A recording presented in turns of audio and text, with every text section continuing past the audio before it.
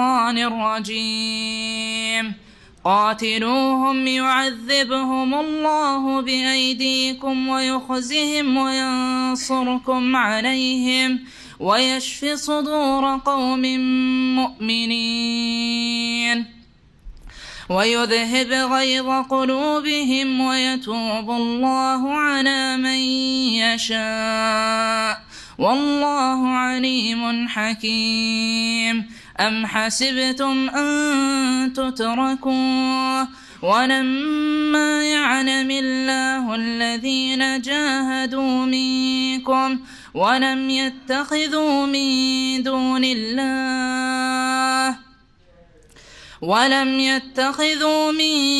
دون الله ولا رسوله ولا المؤمنين وليجة والله خبير بما تعملون. ما كان للمشركين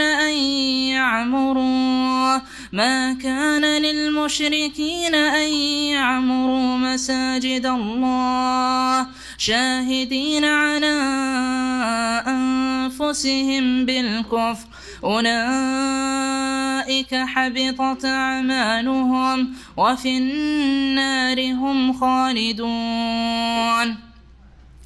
إنما يعمر مساجد الله من آمن بالله واليوم الآخر وأقام الصلاة وآتى الزكاة ولم يخش إلا الله فعسى أولئك أن يكونوا من المهتدين. أجعلتم سقاية الحاج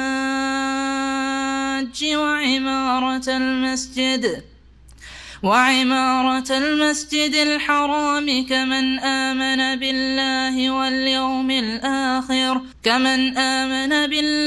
واليوم الآخر وجاهد في سبيل الله لا يستوون عند الله والله لا يهدي القوم الظالمين. الذين آمنوا وهاجروا وجاهدوا في سبيل الله بأموالهم وأنفسهم أعظم درجة عند الله وأولئك هم الفائزون. يبشرهم ربهم برحمة منه ورضوان وجنات لهم فيها نعيم مقيم خالدين فيها أبدا إن الله عنده أجر عظيم. يا أيها الذين آمنوا لا تتخذوا آباءكم وإخوانكم أولياء إن استحبوا الكفر على الإيمان ومن يتولهم منكم فأولئك هم الظالمون. قل إن كان آباؤكم وأبناؤكم وإخوانكم وأزواجكم وعشيرتكم وأموال اقترفتموها وتجارة تخشون كسادها ومساكن ترضونها أحب إليكم من الله ورسوله وجهاد في سبيله فتربصوا حتى يأتي الله بأمره والله لا يهدي القوم الفاسقين. السلام عليكم ورحمة الله وبركاته. بسم الله الرحمن الرحيم. الحمد لله رب العالمين والصلاة والسلام على سيد المرسلين نبينا محمد وعلى آله وصحبه أجمعين. أما بعد فأعوذ بالله من الشيطان الرجيم. قاتلوهم يعذبهم الله بأيديكم ويخزهم وينصركم عليهم ويشفي صدور قوم مؤمنين ويذهب غيظ قلوبهم ওয়াতুবুল্লাহু আলা মান ইয়াশা ওয়াল্লাহু আলিমুন হাকিম। মহান আল্লাহর সমস্ত প্রশংসা যে আল্লাহ পাক রব্বুল আলামিন কোরআনুল কারীম নাজিল করেছেন, আর যে আল কোরআনের নূর দিয়ে আল্লাহ পাক অসংখ্য মানুষকে ঈমানের রাস্তা দেখিয়েছেন। কুফরির অন্ধকারকে আল্লাহ পাক রব্বুল আলামিন দূর করেছেন।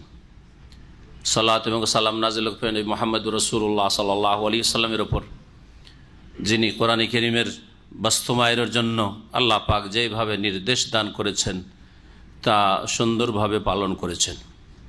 অন্তর থেকে অন্যায়ের প্রতিবাদ করে, কথার দ্বারা অন্যায়ের প্রতিবাদ করে এবং বল প্রয়োগ করার যতটুকু আল্লাহ ক্ষমতা দিয়েছেন তাতেও তিনি ত্রুটি করেন নাই।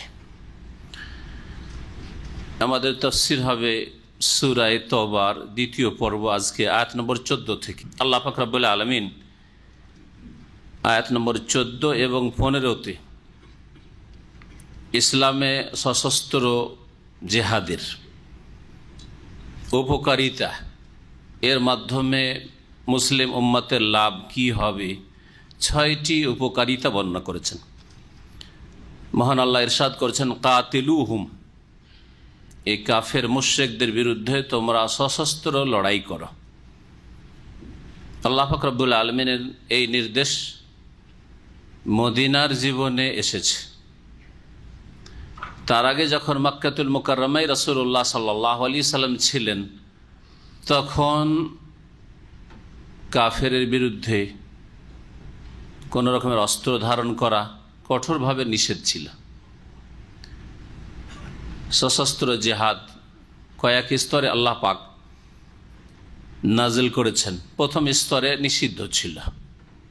আলাম তারা ইলাল্লাযীনা ক্বিলা লাহুম কুফু আইদিয়াকুম ওয়া আকিমুস সালাহ, তুমি কি দেখো না ওইসব লোকের দিকে যাদেরকে বলা হয়েছিল কুফু আইদিয়াকুম, তোমরা নিজের হাতকে গুটিয়ে রাখো, হাতকে সংকুচিত রাখো, বিরত রাখো, হাত বাড়ায়ও না কোনো জালেমের দিকে, যদিও জুলম অত্যাচার করে, খুন করে, এমন কোনো জুলম নেই যে জুলম কাফেররা করেনি। মক্কায় নবী করিম সাল্লাল্লাহু আলাইহি ওয়াসাল্লাম এবং সাহাবা কিরামদের উপর সুমাইয়াকে শহীদ করেছে আবু জাহল লাআনাহুল্লাহ, কিন্তু কোন রকমের অস্ত্র ধারণ নবী সাল্লাল্লাহু আলাইহি ওয়াসাল্লাম তো দূরের কথা, প্রতিবাদ কেন এই কাজ করলে? আল্লাহ বলছে কুফু আইদিয়াকুম, নিষেধ ছিল। ওয়া আকিমুস সালাহ, তোমরা এখন শুধু সালাত আদায় করো, নামাজ আদায় করো, কিন্তু বল প্রয়োগ করা না, ওই ক্ষমতা তোমাদের হয়নি। সশস্ত্র লড়াইয়ের জন্য যেসব শর্তাবলী রয়েছে সেসব শর্ত এখনো পুরা করতে পারো নেই তোমরা। সুতরাং আমার পক্ষ থেকে অস্ত্র ধারণ করা, বল প্রয়োগ করা নিষেধ। কুফু আইদিয়াকুম, মক্কায় নিষেধ ছিল। যদি অনুমতি থাকতো, আদেশ নাই, শুধু অনুমতি, অসুবিধা নেই, তাহলে সাহাবারা কখনো পিছপা হইতেন না, যাওয়াবে হবে। কিন্তু আল্লাহ কেন অনুমতি দেননি সেই সময়, এটা গভীরভাবে একটু চিন্তা করা উচিত প্রত্যেক মুসলিমকে, বিশেষ করে আজকাল যুবক সমাজকে, যাদের রক্ত গরম, আবেগে মুসলিম জাতির জুলম অত্যাচার হচ্ছে, আর শর্ত দেখা দেখি নাই। সশস্ত্র জেহাদের জন্য যে শর্তগুলি রয়েছে কিছু দেখা দেখি নাই, মনে করে যে কোনো একটা কিছু এরকম করে দিলেই হয়তো ইসলামের খেদমত করলাম, কিছুই করলো না, ইসলামের বড়ই ক্ষতি করছে এরা। এই জন্য এই বিষয়টি বোঝার আগে জিহাদ ফি সাবিলিল্লাহর যে সব শরুত রয়েছে, শর্তাবলী রয়েছে, জওয়াবেত যেগুলি নীতিমালা রয়েছে, সেগুলি অবশ্যই জানতে হবে। এই মর্মে আল্লামা শেখ সালেহুল ফৌজান হাফেজাহুল্লাহর একটি সুন্দর বক্তব্য আছে, যেটা পুস্তিকার আকারেও এসছে, এবং ওনার বড় বড় যেগুলি পুস্তক আছে তাতেও এই চ্যাপ্টারটি আছে। আল জিহাদ ফি সাবিলিল্লাহ শুরুতুহু ওয়া দাওয়াবিতুহু, আল্লাহ রাস্তায় জেহাদ, তার শর্তাবলী এবং তার নিয়ম নীতিমালা। সেসব নিয়ম নীতিমালার একটি হচ্ছে সহিহ বুখারী হাদিস, ইন্নামাল ইমামু জুন্নাহ, শাসক হচ্ছে দেশের জন্না, ঢাল স্বরূপ, বর্মস্বরূপ। বর্ম আপনার সুরক্ষার ব্যবস্থা করে, ঢাল ধরে থাকেন হাত। ইউকাতালু মিন ওয়ারাইহি, সুতরাং তার পেছনে হয়ে অস্ত্র ধারণ করা হবে, সশস্ত্র লড়াই হবে। ওয়ারাইহি, শাসকের পেছনে, শাসকের আগে বেড়ে না, শাসককে উপেক্ষা করে নাই, যা তোরা তোদেরকে জানতেও দেবো না, তোদেরকে মানিও না, বরং তাদের উপরে কুফরি ঢালাহারে ফতুয়া দিয়ে সব সব সব কাফের সব দালাল, এগুলো সব যা সব সব জাহান্নামী ইত্যাদি মুরতাদ, এইসব ফতুয়া দিয়ে নিজে বেরিয়ে পড়ল। এটা হচ্ছে একটা মারাত্মক ক্ষতিকর রাস্তা মুসলিম যুবকদের জন্য। এই গুমরাহি থেকে বর্তমান যুগে মুসলিম যুবকদেরকে বাঁচানো অত্যন্ত জরুরি। আল্লাহ ভীরু হওয়া, ধার্মিক হওয়া মানে এইরকম সন্ত্রাসী হওয়া নয়, জঙ্গি হওয়া নয়, ফাসাদ সৃষ্টি করা নয়, বিশৃঙ্খলা সৃষ্টি করা নয়। আর আরেক গুমরাহি থেকে বাঁচাইতে হবে, যেই গুমরাহিতে অধিকাংশ যুবক যুবতীরা নিমজ্জিত রয়েছে, সেটা হচ্ছে বেদিনী বিধর্মিতার গুমরাহি, বেনামাজি, আল্লাহ পরকাল সম্পর্কে কোনো জ্ঞান নেই, না এলম না আমল, কিছুই নেই। দিন শিখার কোনো গজ না বাপ মায়ের আছে, না ছেলে মেয়েদের আছে, না স্কুল কলেজ ইউনিভার্সিটির ছেলে মেয়েদের আছে, না তাদের কর্মকর্তাদের আছে, যারা শিক্ষা সিলেবাস যারা তৈরি করছে, না তাদের কোনো এই সম্পর্কে জ্ঞান আছে, না কোনো গুরুত্ব আছে। বেপরোয়াইরা আল্লাহর দিন থেকে। এই একটি বড় গুমরাহি, যেই গুমরাহিতে অধিকাংশ মুসলিম আজকে ডুবে রয়েছে, যার ফলে এরা জাহান্নামের ইন্ধন হতে যাচ্ছে। কর্মজগৎ থেকে বিদায় নিলেই, আখেরাতে পাড়ি দিলেই, মওতের সম্মুখীন হলেই এদের জন্য জাহান্নাম অপেক্ষায় রয়েছে। যেমন যারা শর্ত ছাড়া, যা ফরজ হয়নি তা নিজের ফরজ করে নিয়ে জঙ্গি সেজেছে, খারেজি সেজেছে, ইসলামের ক্ষতি করছে, তারাও জাহান্নামের রাস্তায়, এতে কোনো সন্দেহ নেই। এই জন্য সূরা তওবা, সূরা আনফালের তাফসীর যখন হবে, তখন এই কথাগুলি সবসময় মনে রাখতে হবে।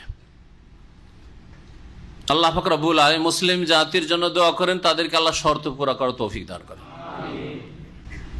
মক্কা থেকে মদিনা হিজরতের পরে প্রথম যে জেহাদ হয়েছে, যাতে নবী করিম সাল্লাল্লাহু আলাইহি সাল্লাম নিজে শরীক হয়েছেন এবং অস্ত্র ধারণ করা হয়েছে কাফের বিরুদ্ধে, সেই জেহাদের নাম কি? বদর। বদর নামক স্থানে যে বদরের যুদ্ধ হয়েছে, জানা আছে বদর যুদ্ধ সম্পর্কে। নবী করিম সাল্লাল্লাহু আলাইহি ওয়াসাল্লাম সাহাবায়ে কেরামদের সংখ্যা 313 বা কিছু, আর কাফেরদের সংখ্যা 1000, ঠিক না? তাহলে এই যুদ্ধের পূর্বকালে, দ্বিতীয় হিজরিতে এই যুদ্ধ হয়েছে, তার পূর্বকালে আল্লাহ পাক রব্বুল আলামিনের পক্ষ থেকে অনুমতি হয়েছে। প্রথম দিকে অনুমতি হয়েছে, ওযানা লিল্লাযিনা ইউকাতালুনা বিআন্নাহুম যালামু, অনুমতি দেওয়া হচ্ছে, পারমিশন দেওয়া হচ্ছে ওই সব লোকদেরকে, ওই সব মুমিন মুসলিমকে, লিল্লাযিনা ইউকাতালুন বিআন্নাহুম যালামু, ওযানা লিল্লাযিনা, ওযানা লিল্লাযিনা, হাফিজ সাহেবরা পড়েন, এবার তো পড়লাম ঠিক করে। ওযানা লিল্লাযিনা ইউকাতালুনা বিআন্নাহুম যালামু, যাদের বিরুদ্ধে অস্ত্র ধরেছে কাফেররা, ওযানা লিল্লাযিনা ইউকাতালুন, ওদেরকে অনুমতি দেওয়া হয়েছে। বিআন্নাহুম, কেন অনুমতি দেওয়া হলো? কারণ তোমরা মজলুম, নির্যাতিত, তোমাদের জুলুম করা হয়েছে, তোমাদের বাড়ি ঘর থেকে বের করা হয়েছে, তোমাদের খুন করা হয়েছে, কারো স্ত্রীকে বেঁধে রাখা হয়েছে, কারো ভাইকে বেঁধে রাখা হয়েছে, কোনো মহিলা হয়তো চলে আসতে পেরেছে, তার স্বামীকে বেঁধে রাখা হয়েছে, আর কত রকমের জুলুম অত্যাচার 13 বছর ধরে তো চলেছে। অনুমতি দেওয়া হচ্ছে, ফরজ করা হয়নি, নিষিদ্ধ, তারপরে অনুমতি। অনুমতিটাও 2 স্তরে হয়েছে। যারা তোমাদের বিরুদ্ধে লড়াই করে তাদের বিরুদ্ধে লড়াই করো, সবার বিরুদ্ধে না, এইভাবে হয়েছে। আর তারপরে তখন হয়েছে যে না, যে কোনো কাফের বিরুদ্ধে লড়াই করো, অনুমতি। আর তারপরে তখন হুকুম হয়েছে কি? কুতিবা আলাইকুমুল কিতাল ওয়া হুয়া কুরহুল লাকুম, তোমাদের উপর সশস্ত্র লড়াই ফরজ করা হয়েছে, যেটা তোমাদের জন্য বড় কষ্টকর, অত সহজ বিষয় নয়। জানের ঝুঁকি নেওয়াটা, স্ত্রী বিধবা হবে, ছেলে মেয়েরা ইয়তীম হবে, অত সহজ নয়। আল্লাহ রাব্বুল আলামিন এখানে ওই জিহাদের উপকারিতার কথা বলছেন, যখন শর্তগুলি পুরা হবে। আচ্ছা, শর্ত পুরা হয়েছে কি না হয়েছে সিদ্ধান্ত আপনারা নেবেন এখানে মিটিং করে, বা যে কোনো জায়গায় বসে, না এটা কে নেবে? সরকার নেবে। সরকার পুরো তো ইসলাম বুঝে না, তাহলে আলেম ওলামা সিদ্ধান্ত নেবে দেশের, বড় বড় ওলামারা সিদ্ধান্ত নিয়ে তারাই যদি সিদ্ধান্ত পাশ হয় তারাই বেরিয়ে পড়বে, তখন মিছিল করে ইনকলাব জিন্দাবাদ এখন করতে হবে, নাকি? সরকারের উপদেষ্টা হবে ওলামারা, আর সরকারের জন্য আবশ্যক ফরজ যে ওলামাইকে, ভালো ভালো ওলামাদেরকে নিজের উপদেষ্টা হিসাবে রাখা। এটা হচ্ছে ইসলামিক রাষ্ট্র। আলেমরা বেরোবে না, সরকার বেরোবে। ওলামারা সিদ্ধান্ত দেবে যে কোরআন এবং হাদিস বলছে যে এখন শর্ত পুরা হয়ে গেছে, এখন ফরজ হয়ে গেছে, শর্তগুলি পুরা হয়েছে মানে ফরজ হয়েছে। যেমন আপনার রোজার দিন এসছে, রোজা আমার ফরজ কিনা? আমার এই ছেলেটা এখন বয়স 14 থেকে 15, স্বপ্নদোষ হয়ে গেছে, ফরজ না ফরজ নাই? ফরজ। অসুস্থ, স্বপ্নদোষ হয়েছে, স্বাভাবিক হয়েছে, কিন্তু অসুস্থ, ফরজ না ফরজ নাই? ফরজ না ফরজ না? আচ্ছা, তো জানতে হবে না হবে না? যখন আপনি ছেলের বাপ হয়েছেন তো জানতে হবে। ছেলে সফর করছে, ফরজ না ফরজ নাই? এই রোজা রেখেছ, খবর নেবেন নাকি টেলিফোনে? সফরে ফরজ নাই। আচ্ছা, ছেলের পড়াশোনা খুব বেশি, রাত দিন পড়াশোনা করতে হয়, আর স্কুল অনেক দূরে, 10 কিলোমিটার হেঁটে যেতে হয়, হেঁটে আসতে হয়, কষ্ট। শর্ত পুরা হয়েছে না নাই? রোজা রাখতে হবে কি হবে না? অনেক কষ্ট রোজা রাখা। কি করে রোজা রাখবে? ছেলেটা 10 কিলোমিটার হেঁটে যায় বা সাইকেল চালিয়ে যায়, আবার আসে রোজা মুখে, কি করে? পরীক্ষার দিন, এত মেহনত করতে হয়। শর্ত পুরা হয়েছে না হয় নাই? দেখছেন কেমন বাপ আপনারা, মানে চুপ, রোজা রাখতে নিষেধ করবেন, তাই না? তাহলে তো বলছেন না কেন? বলেন, পরীক্ষা চলছে আপনাদের।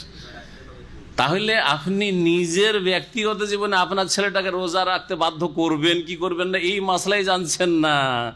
আর 3 অক্ষর পড়ে 18, 20 বছর, 22 বছর বয়স, আর জেহাদে বেরিয়েছেন, ফতোয়াবাজি করছেন ফেসবুকে বা বিভিন্ন প্রচার মাধ্যমে, অথবা রাস্তাঘাটে মিছিল নিয়ে বেরিয়ে যাচ্ছেন, চলবে না? চলবে না। তাহলে জানতে হবে দিন সম্পর্কে জ্ঞান ফরজ। তো রোজা ফরজ হইল কিনা এই সম্পর্কে হিমশিম খাচ্ছেন। তো জেহাদ এটা তো ব্যক্তি জীবনের বিষয় না, পারিবারিক বিষয়ও না, সামাজিক বিষয় না, এটা রাষ্ট্রনীতি, এটা হচ্ছে সিয়াসা শারঈয়া, ইসলামিক রাজনীতি। সুতরাং এই ক্ষেত্রে আপনাকে কোরআন এবং হাদিস থেকে জানতে হবে। সিয়াসা শরিয়া সম্পর্কে ভালো ভালো আলেম জ্ঞান রাখেন। তাহলে কেমন আলেমদেরকে আপনাকে আলেম মনে করতে হবে, এবং সেসব আলেমদের থেকে সাহায্য নেবেন মুসলিম সরকার, তারপরে সিদ্ধান্ত হবে।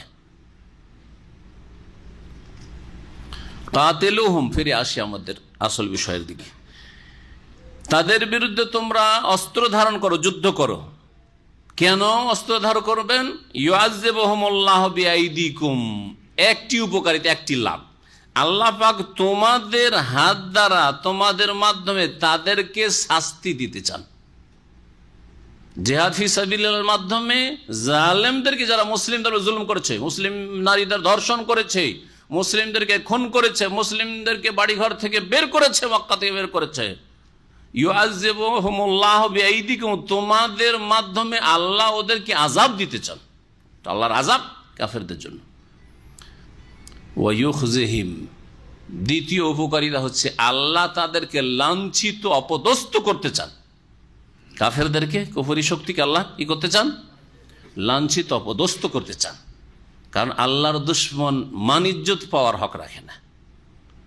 ওয়ায়ুখজিহিম, 3 নম্বর শর্ত হচ্ছে ওয়ায়ানসুর, 3 নম্বর উপকারিতা হচ্ছে ওয়ায়ানসুরকুম আলাইহিম, এবং তোমাদেরকে আল্লাহ এই সশস্ত্র লড়াইয়ের মাধ্যমে তাদের উপর বিজয়ী করবেন, বিজয় দান করবেন, সাহায্য করবেন।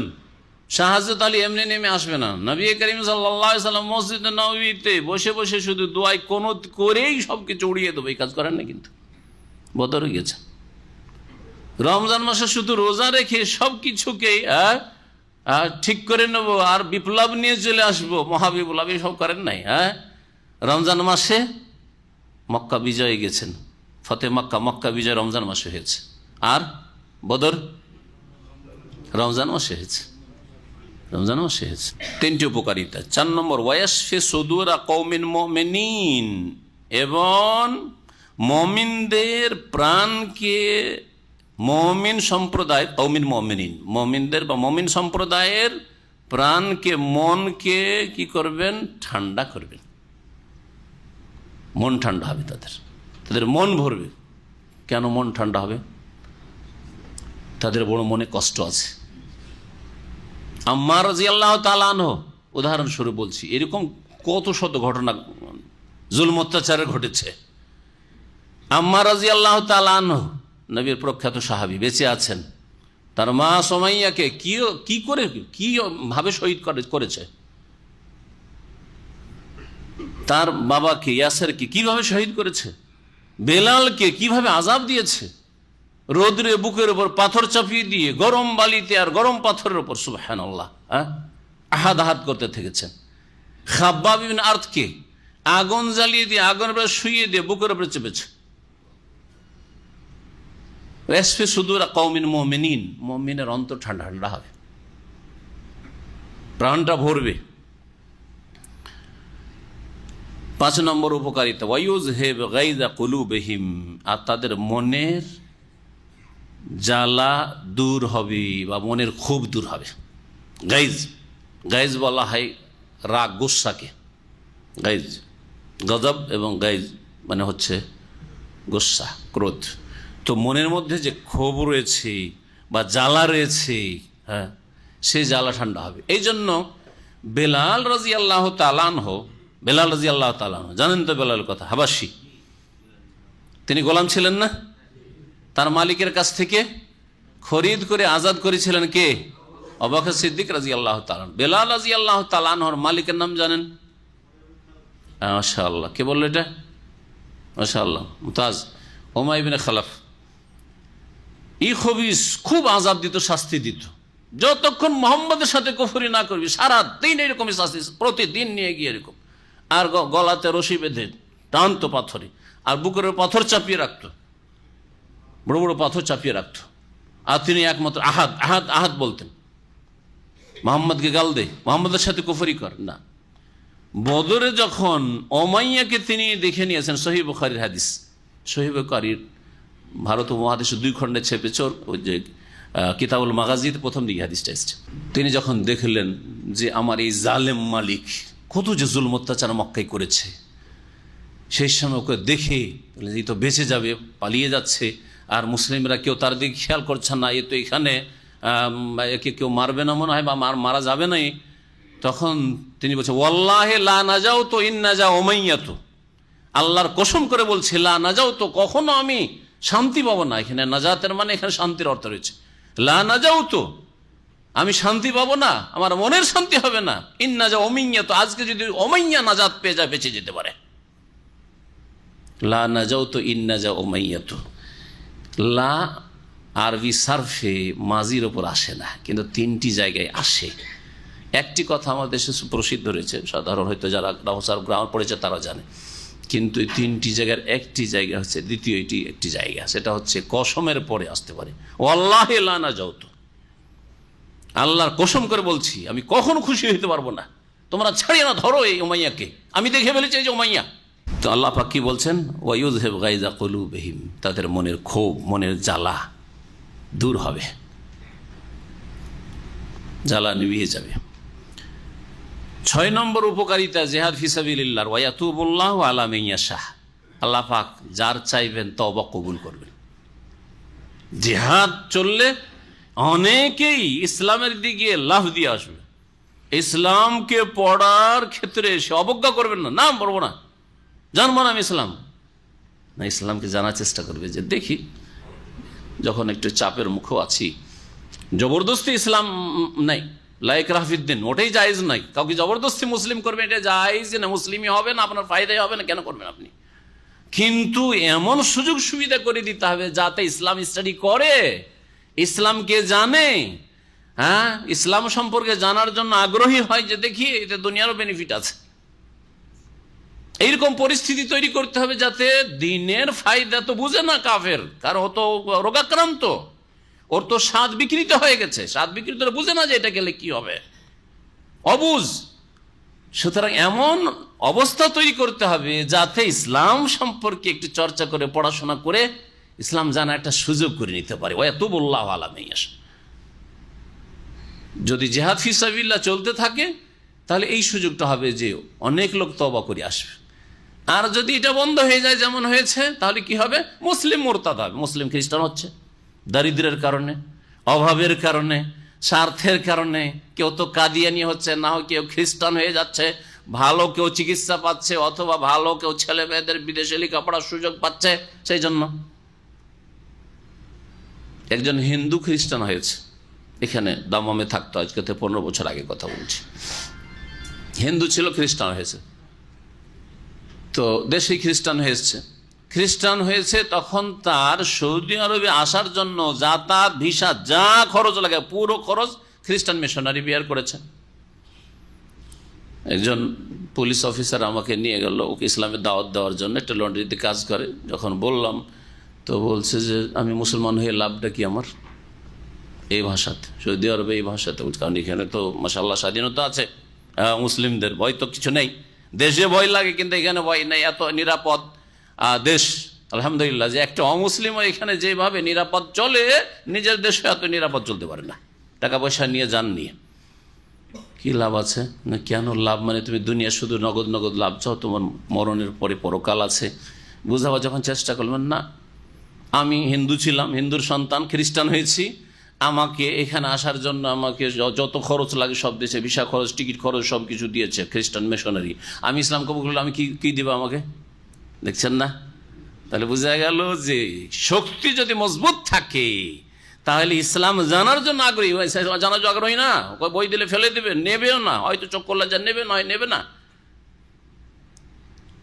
কবুল করা দূরের কথা, পড়তেও চাইবে না, যে হক না হকটা জানেন, যে আপনার জন্য কোনটা কল্যাণ করবে সেটাও জানার গরজ মনে করবে না। কিন্তু যদি জিহাদ ফি সাবিলিল্লাহ চলতে থাকে, ওয়াতুবুল্লাহু আলা মান ইয়াশা, আল্লাহ যাকে চাইবেন, হ্যাঁ, তাকে তার তওবা আল্লাহ কবুল করবেন, তাকে ঈমান ইসলামের তৌফিক দেবেন, ইসলাম জানবে, ইসলাম কবুল করবে। আল্লাহু আলিমুন হাকিম, আল্লাহ পাক রব্বুল সর্বজ্ঞ, সবকিছু জানেন এবং তিনি বিজ্ঞানময়। তার প্রত্যেকটি সৃষ্টিগত কাজে এবং বিধানগত কাজে, শরীয়তের বিধিবিধানে হিকমত রয়েছে, প্রজ্ঞা রয়েছে, এজন্য তিনি হাকিম। জিহাদ ফি সাবিলিল্লাহ আল্লাহর পক্ষ থেকে, এতে মানব জাতির কল্যাণ রয়েছে। আল্লাহ হাকিম, আল্লাহ 99টি নামের এই আলিম আর হাকিম কেন নিয়ে আসলেন? আমি জানি যে কি প্রয়োজন রয়েছে, শুধু ওয়াজ করে উপদেশ দিয়ে হবে না, সকল মানুষের সংশোধন হবে না। হ্যাঁ, সকল মানুষের সংশোধন হবে না। কোরআনের ওয়াজের সাথে সুলতানও প্রয়োজন রয়েছে, আইনের ও বিধানের প্রয়োজন রয়েছে, বল প্রয়োগের প্রয়োজন রয়েছে। তাহলে পাপ থেকে বিরত রাখা যাবে, আমি জানি। আর হাকিম, আমি যে জিহাদ ফি সাবিলিল্লাহ বিধান দিয়েছি, এতে হিকমত রয়েছে, রহস্য রয়েছে, এতে মানব জাতির কল্যাণ রয়েছে, মানব জাতির কল্যাণ রয়েছে। যেমন আমার আপনার আল্লাহ না করে কোনো মুসলিম ভাই বোনের হয়, যদি শরীরে ক্যান্সার আক্রান্ত হয়, আক্রমণ করে, তাহলে ক্যান্সারের জন্য কখনো হাত কেটে ফেলছেন, পা কেটে ফেলছেন, কত কি করছেন না, আর কত লাখ লাখ টাকা নিয়ে গিয়ে হাসপাতালে ঢেলে আসছেন। কেন? নিজের বৃহৎ স্বার্থে, আমার জানটা বাঁচাবো, প্রাণ বাঁচাবো, প্রাণ রক্ষার জন্য রান পর্যন্ত কেটে ফেলি দিল। এক পা কেটে হলে বলছে আরেক পায়ে ভাইরাস চলে গেছে, 2 পায়ে কেটে ফেলি দিল। এমন লোক আছে, বেঁচে আছে না নেই? কেন? বৃহৎ স্বার্থের জন্য। বুঝা গেছে? আপনার বডিটা রক্ষার জন্য। হ্যাঁ, আপনি আর কিছুদিন দুনিয়াতে বাঁচেন, ছেলে মেয়ের সাথে থাকেন, দুনিয়া কিছু ভোগ করেন, এই জন্য। তো মানব জাতি হচ্ছে একটা বডির মতো। মানব জাতির মধ্যে কুফরি, শিরক, এগুলো হচ্ছে ক্যান্সারের রোগ। এই ক্যান্সারের রোগের জন্য প্রথম চিকিৎসা কিছু ওষুধ পানি, ওয়াজ, কোরআন, হাদিস, ওয়াহি, জান্নাত জাহান্নাম ইত্যাদি, আল্লাহ পরকাল, আখেরাত ইত্যাদি ইত্যাদি ইত্যাদি, মানবতা, নাই পরায়ণ হও, জুলম অত্যাচার করিও না ইত্যাদি, বিবাহ করো, সাবালক হয়েছ, জেনা করিও না ইত্যাদি, চুরি করিও না, হালাল উপার্জন করো। না, কিছু লোক চুরি করবে, কিছু লোক জেনা করবে, দণ্ডবিধান হচ্ছে ক্যান্সারের মতো, ক্যান্সারের অস্ত্রোপচারের মতো, অপারেশনের মতো। দণ্ডবিধান হদুদ শরীয়তের, চোরের হাত কেটে নেওয়া, ডাকাতের শাস্তি, জেনাকারীর শাস্তি, এগুলি হচ্ছে ক্যান্সারের চিকিৎসার মতো। জেহাদ ফি সাবিলিল্লাহ ওই রকম ক্যান্সারের চিকিৎসার মতো। গত সপ্তাহে বলেছিলাম, তার আগের সপ্তাহে, যে জিহাদ ফি সাবিলিল্লাহ মানুষকে ইসলামের জন্য বাধ্য করার জন্য না, মোটেই নয়। ইসলাম বল প্রয়োগ করে প্রচার প্রসার লাভ করেনি, কিন্তু যারা ইসলাম কবুল করছে তাদের রাস্তায় কেউ বাধা সৃষ্টি যেন না করে।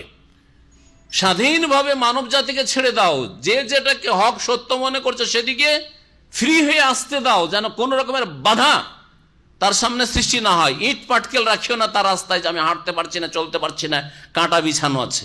কাঁটা সরানোর জন্য রাস্তা থেকে, প্রত্যেক মানুষের সামনে থেকে কাঁটাগুলি সরিয়ে দেওয়া। জান্নাতের পথে, জান্নাতের পথের কাঁটা সরিয়ে দেওয়া হয়েছে। এখন আসো, যে ইচ্ছা করবে জান্নাতে যাওয়ার আসো, আর যে বলবে যে আমি জান্নাতে যাব না, আসিও না। এই জন্য জিহাদ ফি সাবিলিল্লাহ। আর যারা বাধা সৃষ্টি করে তারা মানব জাতির একটি বডির, মানব জাতি একটি বডির বিভিন্ন অঙ্গের ক্যান্সার। এই জন্য জিহাদ ফি সাবিলিল্লাহ। আল্লাহ পাক রব্বুল আলামিন এই সশস্ত্র জিহাদের হুকুমের পরে বলছেন যে অনেকে ভাবতে পারে যে আরে কি রে, এবার জানও দিতে হবে, মালও দিতে হবে, ঝুঁকিও নিতে হবে, হ্যাঁ, এসব বাইরেও বেরোইতে হবে, বাড়িতে থেকে আর হইল না, হ্যাঁ, শুধু আল্লাহ বিল্লাহ করে মসজিদে পড়ে থেকে হইল না। বলছে যে আম হাসিব তো আন্তুত রাখু, তোমরা কি এই ধারণাই করেছে যে তোমাদেরকে এইরকম সহজে ছেড়ে দেওয়া হবে, তোমাদের ইমানের পরীক্ষা হবে না? এখানেই তো পরীক্ষা, যে কে মিষ্টি মিষ্টি সুন্নত শুধু, হ্যাঁ, মিলাদের মিষ্টি খাওয়া সুন্নত ওগুলো পালন করতে চায়। হ্যাঁ, নবীর যেহেতু দাঁত ভেঙেছিল আর তিনি হালুয়া ছাড়া কিছু খেতে পারেননি, সেজন্য সবাই বড় হালুয়া খেতে চায়, এ মিষ্টি সুন্নাত নেবে শুধু? দাঁত ভাঙো আগে, হ্যাঁ, দিনের রাস্তায় মেহনত করো, ফজরে ঠান্ডাতে ঠান্ডা পানিতে উজু করো, দুপুরে জোহরে আসরে গরম পানিতে উজু করো, আর মসজিদে হেঁটে গিয়ে জামাতে নামাজ পড়ো, সারাদিন না খেয়ে থেকে রমজান মাসে রোজা রাখো। কষ্টের সুন্নতগুলো ইসলামের নিতে হবে। সুন্নত মানে ফেকার সুন্নত বলছে না, এগুলো ইসলামের বিধিবিধান বলতে চাইছি, আম অর্থে, ব্যাপক অর্থে যে সুন্নতগুলি।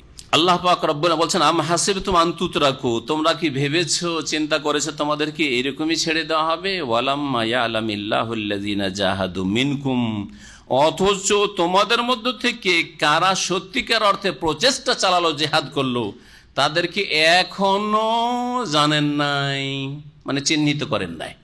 আল্লাহ তো জানেন যে কার অন্তরে আসলে ইসলামের জন্য মেহনত করব, পরিশ্রম করব, হ্যাঁ, সর্বাত্মক চেষ্টা চালাবো আমি ব্যক্তি জীবনে, পারিবারিক জীবনে, আমার এলম আমলে। আল্লাহ সব জানছেন।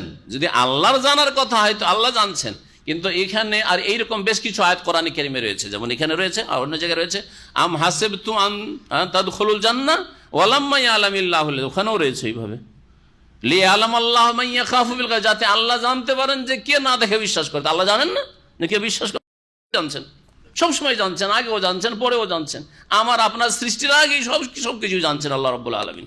তাহলে এই জন্য তাফসীরগুলি পড়লে, আরবি তাফসীর দেখবেন, মুফাসসিরিনগণ আমাদের দেশের তাফসীর জালালাইন বলে দেবেন ইলমা জহুরিন, এইরকম সংক্ষেপে সংক্ষেপে যে তাফসীরগুলি করা হয়েছে, মানে সেই এলমটাকে আল্লাহ যেটা জানতেন কিন্তু গোপন হয়েছিল, মানুষ জানতো না, সেটা যেন প্রকাশ পেয়ে যায়। এই জন্য আমি কিভাবে ব্যক্ত করলাম, চিহ্নিত করতে চান। ওয়ালাম্মা ইয়ালামিল্লাহুল্লাযিনা জাহাদু মিনকুম, তোমাদের মধ্যে যে কারা প্রচেষ্টা চালায় দিন ইসলামের জন্য, তাদেরকে এখনো আল্লাহ পাক জানেন নাই, মানে সমাজে জানান নাই, চিহ্নিত করতে পারেননি। যে লোক চিনতে পারে নাই, লোকে মনে করছে পাকা মুমিন কিন্তু সব মুনাফিক। বুঝি নাই, যখন জিহাদ ফরজ হলো তখন মুনাফিক বোঝা গেল, নামাজে বোঝা যেত না।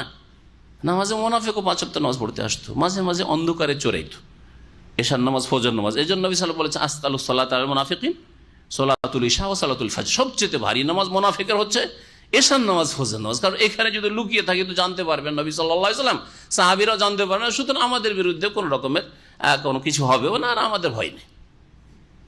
আজকালকার মতো যদি আলো থাকতো, বিদ্যুৎ থাকতো, তাহলে এটাও তাদের জন্য বাড়ি হতো না রে, কমপক্ষে মুসলিম পরিচয় দিতে হবে। কিন্তু যেমন জিহাদ ফরজ হইলো, ওদের বেরিয়ে 300 মুনাফিক রাস্তা থেকে বেরিয়ে গেল, চিহ্নিত হয়ে গেল। আল্লাহ কোরআনে কারিমে আরো আসবে, ওমিন আহলিল মাদিনাতে মারাদু আলান নিফাক, মদিনায় বড় বড় মুনাফিক আছে, মুনাফিকের শিখরে পৌঁছে আছে। লা তা'লামুহুম, আল্লাহ নবী বলছেন নবী তুমি জানো না। তাহলে বোঝা গেল যে নবী আলিমুল গায়ব নাকি? তো আল্লাহ যে বলছেন লা তা'লামু, তুমি তাদেরকে জানো না। নাহনু না'লামু, আমি আল্লাহ জানি, ওদেরকে চিনি। তো আল্লাহ সব জানেন, আল্লাহ জানিয়ে দিতে চান, ওহদের মাধ্যমে জানিয়ে দিলে যেগুলি মুনাফিক। এই জন্য কখনো মনে ইচ্ছা রাখবেন যে আল্লাহ যদি সুযোগ দেয় তো জিহাদ ফি সাবিলিল্লাহ শরীক হব। কারণ যদি মনে ইচ্ছা ও সংকল্প না থাকে তাহলে মা তাআলা শোবাতি মিন নিফাক, মুনাফিক হয়ে মরবেন, মুনাফিকের অবস্থায় মরবেন, নিফাকের অবস্থায়। কিন্তু আকাঙ্ক্ষা করা যে যাবো, লাফালাফি করছেন, এটা নিষেধ করেছেন নবী করিম সাল্লাল্লাহু আলাইহি ওয়াসাল্লাম। এরকম অনেক হাদিস আছে যারা সাধারণ মানুষ জানে না। যুবক ছেলেরা মনে করে জারি আকাঙ্ক্ষা আগে থেকে না, আবেগী। আবেগী লোকের অবস্থা হচ্ছে খড়ের আগুনের মতো, না কয়লার কাঠের আগুনের মতো। এটা দীর্ঘ সময় যেন থাকে আগুন, এইরকম হইতে হবে। আর আবেগী হচ্ছে ওই খড়কুটোর আগুন, পাটের আগুন, এই কিছুক্ষণের জন্য, 1 মিনিটের মধ্যে শেষ সব, তারপর আর আগুনও খুঁজে পাওয়া যায় না ওর ভিতরে। না, ওইরকম না। মুসলিমদের জুলুম অত্যাচার হচ্ছে, খুব লাফালাফি করছে, কিন্তু ওকে দেখেন গিয়ে ফজরে খবরই নেই, ওর ফজরে বিছানে পড়ে আছে লম্বায়। জি, ইসলামের বিরুদ্ধে কই বলেছে, খুব লাফালাফি করছে, কিন্তু ভাই নামাজ পড়েন। নামাজ না পড়লে কি হবে? নামাজ না পড়লে কি হবে? ইসলাম ভালোবাসি, মাশাআল্লাহ। নামাজ না পড়লে কি হবে? আপনার ইমান ভঙ্গ করছেন, ও ইমান ভঙ্গ করছে, ও কাফের মুরতাদ। ওয়ালাম্মা ইয়ালামিল্লাহুল্লাযীনা জাহাদু মিনকুম, আল্লাহ পাক রব্বুল আলামিন তোমাদের মধ্য থেকে কে সত্যিকার অর্থে প্রচেষ্টা চালায় তাদেরকে এখনো চিহ্নিত করেননি, প্রকাশ করে দেননি, ইলমে যুহরা প্রকাশ করে দেননি, এখনো প্রকাশ পায়নি। ওয়ালাম ইয়াত্তাখিযু মিন দুনিল্লাহি ওয়ালা রাসূলিহি ওয়ালাল মুমিনিনা ওয়ালিজা, এবং কারা, ওই ওর প্রার্থ আছে আল্লাযীনা জাহাদু মিনকুম, এবং কারা আল্লাহকে বাদ দিয়ে এবং তার রাসূলকে বাদ দিয়ে আর মুমিনদেরকে বাদ দিয়ে অন্য কাউকে অন্তরঙ্গ বন্ধু হিসাবে গ্রহণ করেনি, এটাও আল্লাহ প্রকাশ করে দিতে চান। আল্লাহ তো জানছেন যে ভিতর কাফেরকে অন্তরঙ্গ বন্ধু হিসাবে বেছে নিয়েছে। আন্তরিকতা পাপীদের সাথে রয়েছে, আন্তরিকতা রয়েছে আল্লাহ দ্রোহীদের সাথে, ইসলাম দ্রোহীদের সাথে, আন্তরিকতা রয়েছে ফাসেক পাপিষ্ঠদের সাথে। আল্লাহ জানছেন, কিন্তু এটা প্রকাশ করে দিতে চান। জিহাদ ফি সাবিলিল্লাহর মাধ্যমে প্রকাশ পেয়ে যাবে। এমন এমন ক্ষেত্র রয়েছে দিন ইসলামের, তখন স্পষ্ট হয়ে যাবে। যেমন আপনি সুন্নতের অনুসারী না বিদআতের অনুসারী প্রকাশ পাবে কখন? যখন আপনার বাড়িতে এমন কিছু হবে যেই ক্ষেত্রে সমাজে কিছু বিদআত হয়ে থাকে। 40 কোরআন খানি চলছে, দুয়ার মাহফিল চলছে, তারপরে বাপের জন্য মায়ের জন্য কি খরচ করলো না করলো, এগুলো করতে চাইছে আপনার আত্মীয় স্বজন। এখন আপনার ইমানের পরীক্ষা যে আপনি আসলে কি সহি আকীদা গ্রহণ করেছেন, না আপনি কচুর পাতার পানি বা আপনি ওই তাল দিয়ে চলতে চান, যখন যেমন অবস্থা তখন ওই রকম চলবো, কেমন চলতে চান। তখন আপনি চিহ্নিত হয়ে যাবেন, তখন আল্লাহ জানিয়ে দেবেন সমাজকে, এখন আপনি সহি আকীদা আসেননি। আরে সামান্য কাজের জন্য বিদআত করে ফেললেন, সামান্য কাজের জন্য আপনি বাধা দিলে বাধা দিতে পারতেন, আপনার খরচে সবকিছু হইল, আপনার পরামর্শে সবকিছু হইলো। আরে তোরা যখন ছাড়বি না সব, মানে উঠে পড়ে লেগেছিস, করবি তার করবো কি, কিন্তু আমার পছন্দ লাগে না, ঠিক না? এক শ্রেণীর ভদ্রলোকের এরকম আছে, আমি আসলে এগুলো পছন্দ করি না, এই মায়ের নামে খানা করতে হবে আর আর দোয়া মাহফিল করতে হবে, এইসব করতে হবে, এইসব নেই রে, সৌদি আরবে এইসব কিছু নাই। কিন্তু এখন তোরা ছাড়বি না, তোর করবোটা কি? তোদের সাথেই আছি, যখন ছাড়বি না তো বেদাতীদের সাথেই আছি। বোঝা গেছে না? জি হ্যাঁ, আল্লাহ চিহ্নিত করেন এইভাবে, আল্লাহ চিহ্নিত করেন।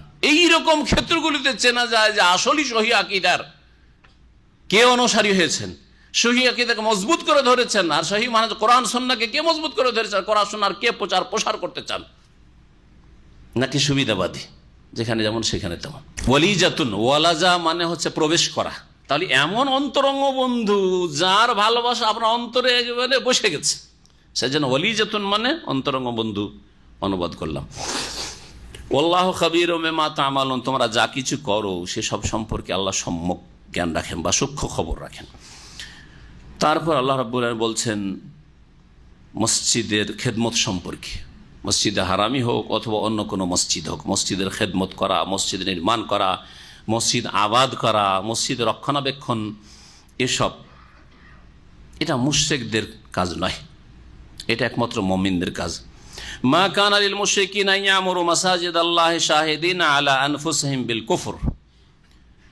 মুশরিকদের জন্য মোটেই বৈধ নয় ইয়ামুরু মাসাজিদাল্লাহ, মুশরিকদের জন্য, বহুত্ববাদীদের জন্য মোটেই সাজে না, সমীচীন নয় ইয়ামুরু মাসাজিদাল্লাহ, যে আল্লাহর মসজিদগুলিকে তারা আবাদ করবে, আল্লাহর মসজিদের রক্ষণাবেক্ষণ করবে। আমারা ইয়ামুরু মানে হচ্ছে আবাদ করা, রক্ষণাবেক্ষণ করা, দেখাশোনা করা।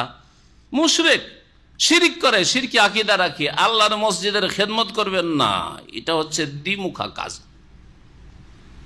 এদিকেও কিছু ইসলামেরও কাজ করতে চায়, ওইদিকে যেমন আজকাল মুসলিম সমাজে পয়সাওয়ালাদের অবস্থা, নেতৃস্তরের ব্যক্তিদের অবস্থা আমাদের দেশগুলিতে কেমন, ওরা সব কিছুতে আছে। মসজিদের চাঁদা চান, হ্যাঁ এটা ইসলামী মাহফিল হচ্ছে, দিয়ে দিল 10, 20, 50 দিয়ে দিল, অসুবিধা নেই, করেন করেন, আপনারও সাপোর্টে আছে, করেন, মাহফিল করবেন করেন, অর্থ দিচ্ছে, সময় শ্রম দিচ্ছে, হাজির হয়ে গেল 10 মিনিট, কিছু বইলেও দিল, করছে না। আবার যখন ওখানে মাজার তৈরি হচ্ছে, হ্যাঁ মাজারের পুনর্নির্মাণ হচ্ছে, শিরকির আড্ডাখানা তৈরি হচ্ছে, বিদআতের আস্তানা তৈরি হচ্ছে, অথবা মন্দির হচ্ছে, চার্চ হচ্ছে, সেখানে গিয়ে মাশাআল্লাহ চিফ গেস্ট। বেশ কিছু ছবিতে দেখলাম এরকম, বেশ কিছু ভিআইপি পুঁজিপতিগুলিকে, যেহেতু মুখ চেনা অনেক হয়ে গেছে, আরে সুবহানাল্লাহ, দেখছি যে ওই সব নাজায়েজ হারাম মাহফিলে তারা বসে আছে, আর প্রতি বছর হজে আসে, প্রতি বছর হজেও আসে, মাশাআল্লাহ মসজিদ আবাদ করতে আসে। হজে আসে মানে কি মসজিদে হারাম আবাদ করতে আসে, এখানে দেবাদবন্দি করার জন্য আসে। আর ওইদিকে ওই সব মাহফিলেরও মাশাআল্লাহ ওরা অলঙ্কার, সেসব নাজায়েজ হারাম শিরক বিদআতের মাহফিলের অলঙ্কার তারা। আর শুধু ওই বড় গাছে বেশি নজর আসছে, ছোটগুলি নজর আসছে না আপনাদের, না মাশাআল্লাহ। নিজের চরকায় তেল দেন, জানেন তো এটা বাংলা প্রবাদ, তাই না? হ্যাঁ, নিজের থেকে শুরু করেন, নিজের ঘর থেকে শুরু করেন, নিজের ভাই ব্রাদার আত্মীয় থেকে। যেখানে আপনার ক্ষমতা চলে না সেখানে যদি থুতু দেন তো নিজের মাথার উপরে পড়বে। ওই কাজ ইসলাম শেখায় না, এটা হিকমতের খেলাফ কাজ। আল্লাহ পাক বলছেন যে তারা মসজিদের কি করবে, রক্ষণাবেক্ষণ করবে, এটা মুশরিকদের জন্য সাজে না। শাহিদিন আলা আনফুসিহিম বিল কুফর, অথচ তারা নিজেদের ওপর কুফরি সাক্ষ্য প্রদান করছে। হ্যাঁ, নিজেদের কুফরি সাক্ষী দিচ্ছে, এটার মানে কি আবার? এর মানে হচ্ছে তাদের অবস্থা অথবা তাদের ভাষা, দুটোই হইতে পারে। বেলিসানিল হাল ও বেলিসানিল মাকাল, অবস্থার ভাষায়ও সাক্ষী দিচ্ছে যে আমরা কাফের মুশরিক, আর তাদের কথার যে ভাষা, যে বাচনিক অবস্থা, সেটাও বলছে, মানে তাদের ভাষাও বলছে যে আমরা মুসলিম না, আমরা কাফের। এটা কেমন করে? একটা হচ্ছে অবস্থা, যদি তার আচার আচরণ চলাফেরা একবারে কাফের মুশরিকদের মতো, বা যারা শিরিক করে, মুসলিম সমাজেরা শিরকের ধর্ম পালন করে, কবর মাজারের খাদেম তাদের মতো, তাহলে তাদের অবস্থা সাক্ষী দিচ্ছে। আবার এদিকে শিরকেরও খেদমত, এদিকে মসজিদেরও খেদমত, এটা তাদের জন্য সাজে না, তাদের জন্য এই উচিত নাই। আর একটা হচ্ছে ভাষা, ভাষার ক্ষেত্রে মুফাসসিরিন এভাবে বলছেন যে একটা কাফেরকে যদি জিজ্ঞেস করেন যে তুমি কে, ইহুদিকে যদি জিজ্ঞেস করেন যে তুমি কে, তোমার ধর্ম কি বলবে? ইহুদি আমি, বলবে না? এটা যদি খ্রিস্টানকে জিজ্ঞেস করেন যে তুমি কে, তো কি বলবে? আমি খ্রিস্টান। একটা হিন্দুকে জিজ্ঞেস করেন, কি বলবে? হিন্দু, ঠিক না? তো একজন মুসলিমকে জিজ্ঞেস করেন, এইরকম একজন মুসলিমকে যদি জিজ্ঞেস করেন, মুসলিম বলবে, ঠিক না? তাহলে যারা অমুসলিম কাফের, তারা শাহিদিন আলা আনফুসিহিম বিল কুফর, তারা নিজের ভাষা দ্বারাও তাদের জিজ্ঞেস করেন তো বলবে যে আমরা অমুসলিম। মক্কার মুশরিকরা আয়াত যখন নাযিল হচ্ছে, তখন এই যে সূরা তাওবার, ওই প্রেক্ষাপটে আপনাকে আয়াতগুলিকে বুঝতে হবে। মুশরিকদেরকে এখন মক্কা থেকে আউট করা হচ্ছে, আর আগামী বছর পরে আর মক্কায় আসবে না, ঠিক না? হারামের এলাকাতে আসবে না। ওই সময় মক্কার মুশরিকরা বলছে যে তোমরা নামাজ রোজা এইসব করো, এইসব অনেক বড় কাজ তোমাদের। আরে আমরা আল্লাহর ঘর কাবা খানার, খানা কাবার খেদমত করি, হাজিদেরকে জমজম পান করাই, উমরা করতে আসে জমজম পান করাই।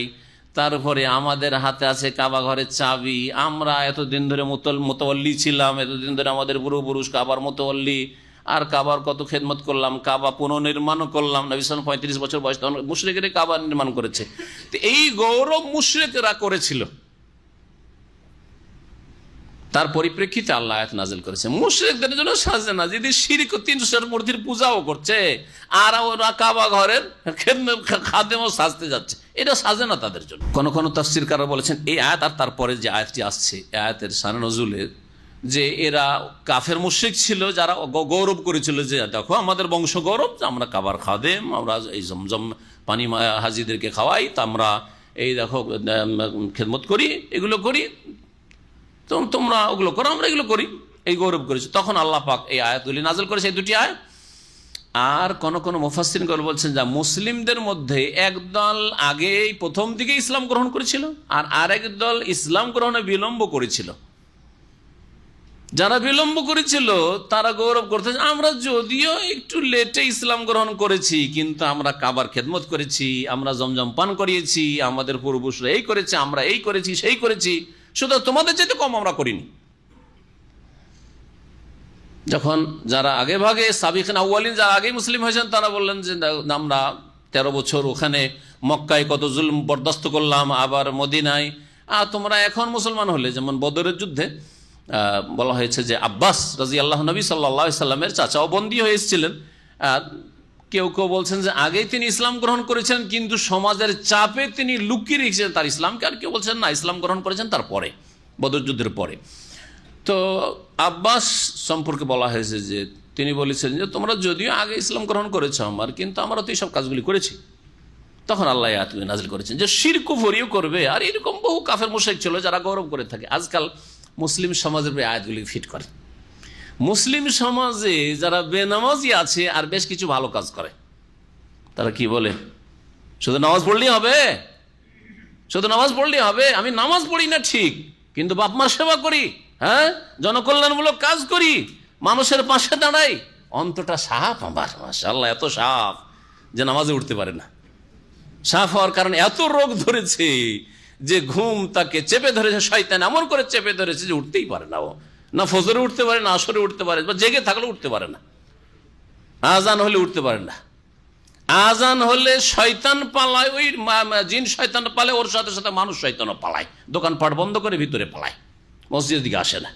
যেদিকে আজানের আওয়াজ ওইদিকে যায় না, ওইদিক থেকে দূরে পালায়, ঘরে পালায়, তাই না? জি হ্যাঁ, কেমন সাফ তাদের অন্তর। কিন্তু বলে তো ঠিক ওই রকমই কাফের মুশরিকরা গৌরব করেছিল তাদের কিছু জাহিলিয়াতের যুগে শিরকের অবস্থায় বেশ কিছু ভালো আমল নিয়ে তারা গৌরব করেছিল। যেমন মুসলিম সমাজের এই ফাসেক গুনাহগারগুলি আর ফরজ অজেব তরকারি নামাজ পড়ে না, আর বেশ কিছু ভালো কাজের জন্য তারা নিজের গৌরব করে থাকে, কোনো কাজে আসবে না এগুলো। শোনেন কি আল্লাহ বলছেন, উলাইকা হাবিতাত আমালুহুম, এরা যে ভালো কাজগুলি করেছে, কাবা ঘরের খেদমত অথবা জনকল্যাণমূলক কাজ, আজকাল মুসলিম সমাজে কিন্তু নামাজ পড়েনি, শিরকি আকীদা, এদের আমলগুলি বিনষ্ট হয়ে গেছে। শিরক করার কারণে আমল ধ্বংস হয়ে গেছে। সুতরাং কাবার খেদমত করে কিছু পাওনি, হাজিদেরকে জমজম পান করে কিছু পাওনি, সব গেছে, সব নষ্ট হয়ে গেছে। লাইন আশরাকতা লা ইয়াহবাতান্না আমালুক, শিরিক করলে তোমার আমল ধ্বংস হয়ে যাবে। আল্লাহ পাক নবীকে বলছেন, 18 জন নবীর কথা সূরা আনামে উল্লেখ করার পর আল্লাহ কি বলেছেন, ওয়ালাউ আশরাকু লাহাবিতা আনহুম মা কানু ইয়ামালুন, এরাও যদি শিরিক করত তাদের আমলগুলি সব বিনষ্ট হয়ে যেত, ব্যর্থ হয়ে যেত, সব ধ্বংস হয়ে যেত।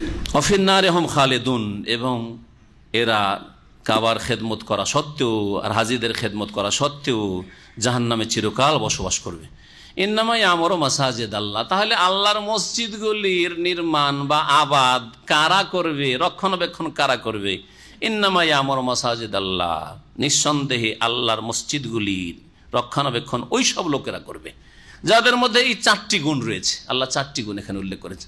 4টি গুণ উল্লেখ করে বাকি অন্যান্য যে গুণগুলি লাগে একজন মুসলিমের জন্য, মুমিনের জন্য, সেগুলি দিকে ইঙ্গিত করে দেওয়া হয়েছে। মান আমানা বিল্লাহি ওয়াল ইয়াউমিল আখির, যারা আল্লাহ পরকালে বিশ্বাস করে।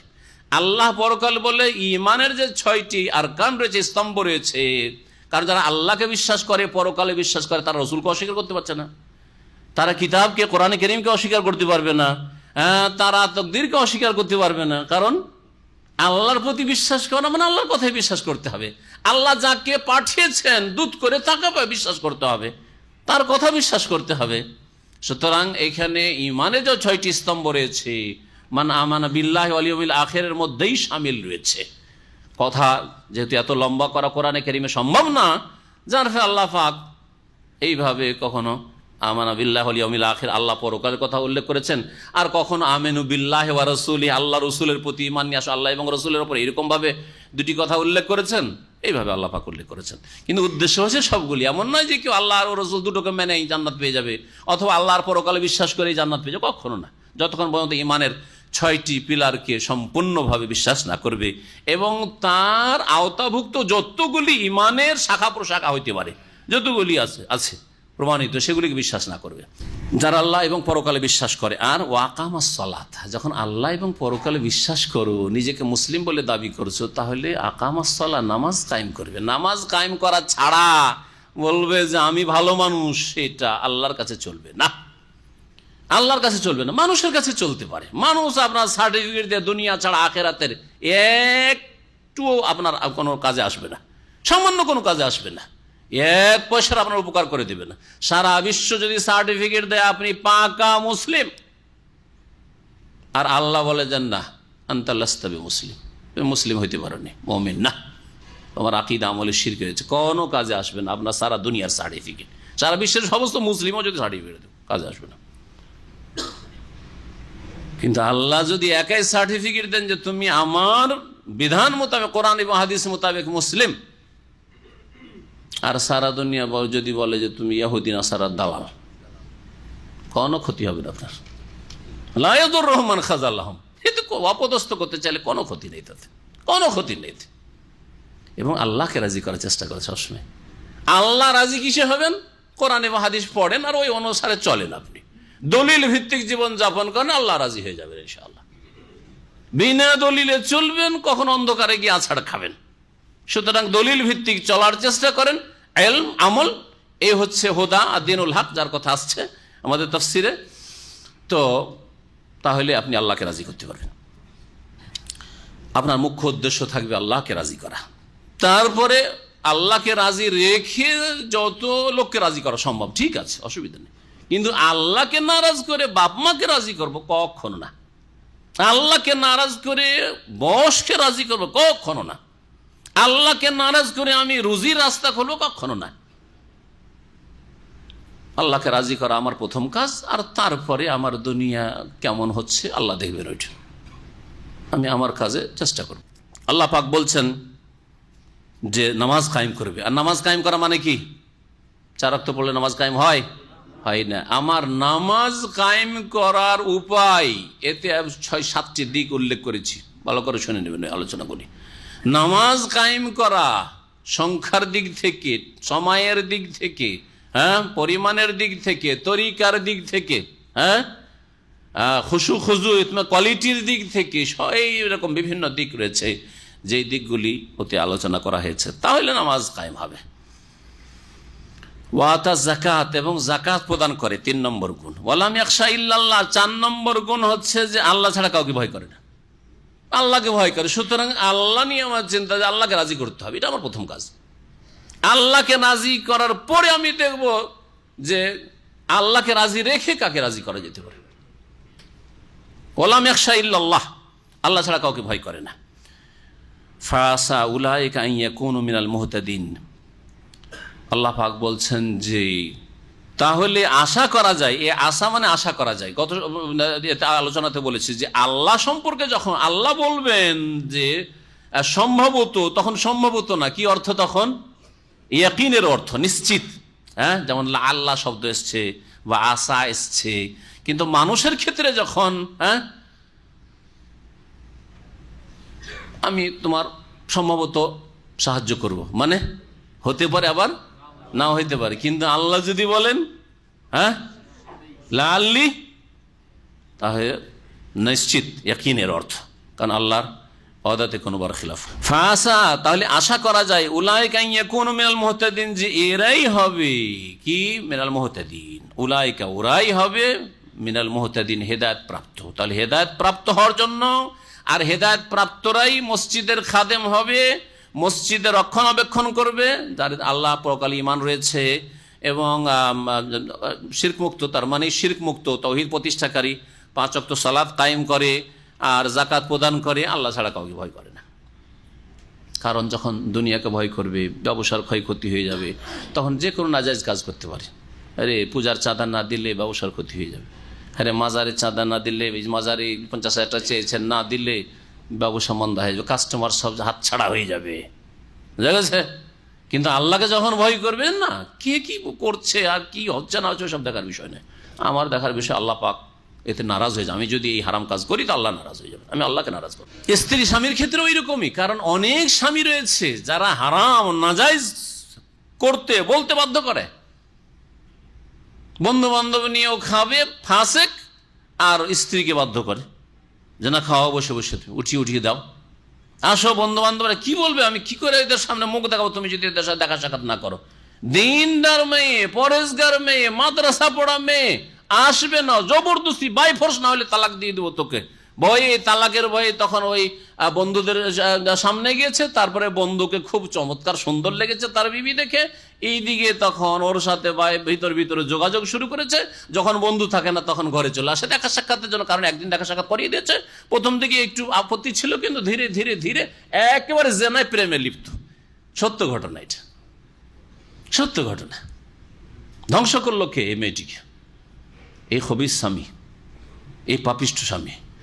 সুতরাং এই ক্ষেত্রে আল্লাহকে রাজি করতে হবে। আমার আল্লাহ রাজি থাকলে এর চাইতে ভালো স্বামীর আল্লাহ ব্যবস্থা করে দেবেন, এর চাইতে ভালো আমার স্ত্রীর ব্যবস্থা করে দেবেন।